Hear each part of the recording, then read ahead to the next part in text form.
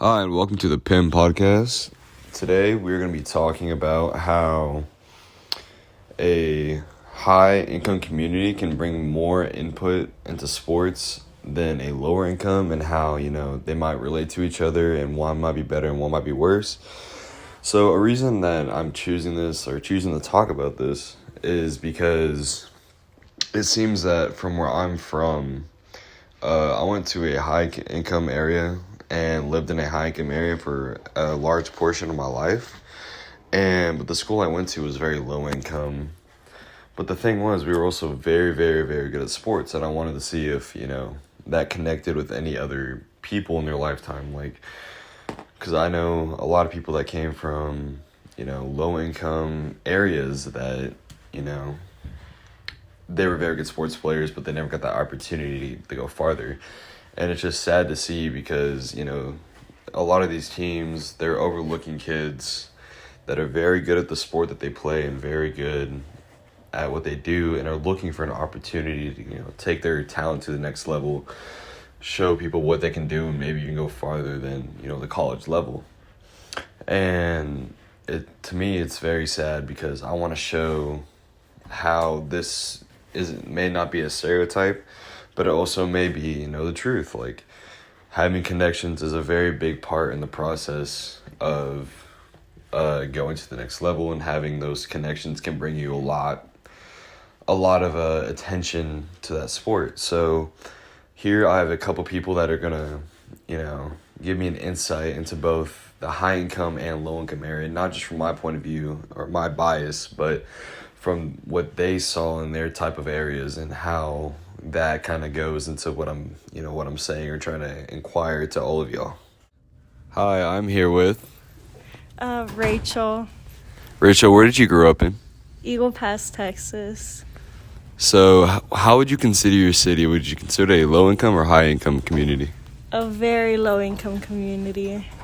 All right, with that being said, how were sports in your city? Were a lot of people getting like scholarships and things of that sort, or was it very hard to come by?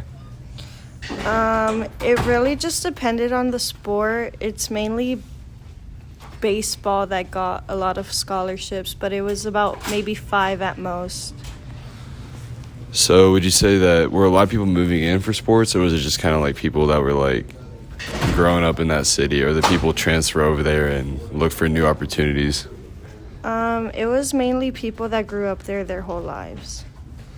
All right. Thank you, Rachel. Hi, I'm here with James Clark. All right, James. So a couple questions to ask you. Did you live in a low-income or high-income community? I lived in a low-income area and then moved to a high-income area. So with that being said, would you consider that living in the higher-income area allowed you to give you more opportunities in sports by chance?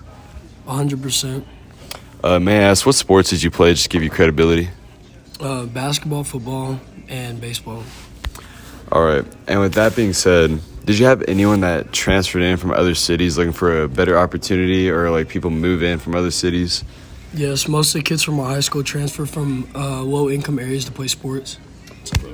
All right. Thank you, James. All right. Now we get into the good stuff. So, like what Rachel was saying, there is a lot of transfers coming into her school, and a lot of people looking for a better opportunity to get a scholarship or something in sports, giving them an opportunity to go to the next level, essentially. And this next level, it can go from anywhere from, a JUCO, NAIA, a D3, D2, D1, FCS, FBS, whatever it may be. An opportunity is an opportunity. And according to her low-income community gave back by giving them a chance in sports, by showing that they can make it out, and it's not terribly hard from where they live. But like what JT was saying, or James, he was saying that living in a high-end community just gives you a better opportunity in general. Like, just because Rachel lives in a low-income community, that either they may or not be lucky that, they have these connections and have this support from their coaches or whoever it may be. Living in a higher end community in total is going to give you a better opportunity in sports. It's going to give you more attention, more output into the sports world and a higher chance for a coach or somebody to see what you can do and show them that you can be better for us if you play for us, or it may just be you're a coach's son and here's your opportunity. Like what he was saying, he grew up in both areas, so he knows what it's like to grow in a low income and a high income area, going from both down in the slums to up in one of the nicest places to live. So he knows both sides of the spectrum, and I figured he'd be a perfect candidate for this. And another thing as well is that this low income is always worse. It's always not the greatest, is not the true stereotype. It's not what it's what people want you to think. It's what people want you to concur about the type of area that people live in, where they're given zero to no opportunity. So I think this just goes to show that, it gives both sides of the spectrum and what they think about it. It shows that not every low-income person or people that live in a low-income area are given no opportunities. It just means harder work ethic, harder getting up in the morning, stuff like that.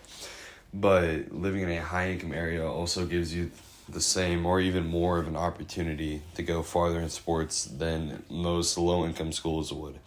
So I feel like this gives a great explanation of both sides of the process and how both low-income and high-income areas can lead to a better success in your life and a better success to do more with sports and the opportunities that are given to you. So, Pin Podcast out. I'll see y'all later.